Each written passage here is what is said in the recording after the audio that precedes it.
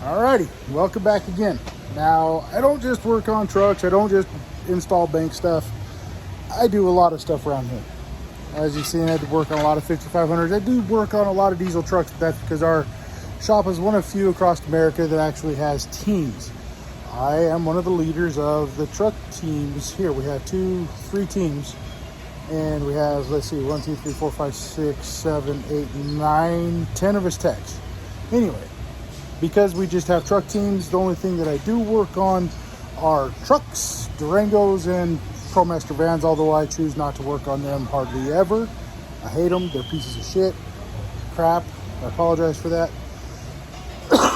But anyway, so I got a customer concern on a Durango. This one's a 2011. Says there's a clicking noise when he turns right.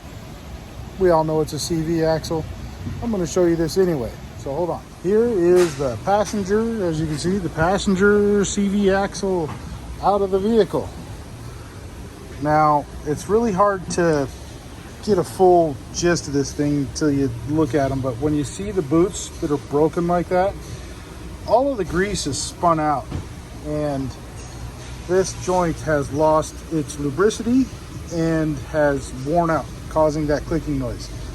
Now, the other thing about these Durango axles is this joint actually feels like it's got some crunchiness going on in it, but it hasn't lost any of its grease. I'm going to put another brand new one in here and take care of this problem for the guy. Really cheap repair. I mean, the axles are kind of expensive. On stuff like this, I do recommend only using Mopar ones. Every time we use aftermarket ones, within a year, I'm replacing it again.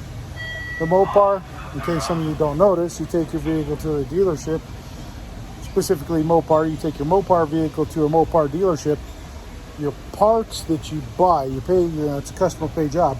You have a 2-year unlimited mileage warranty on those Mopar parts. Now, if they have to get those parts from Napa, of course, you're not going to end up with that 2-year unlimited mileage.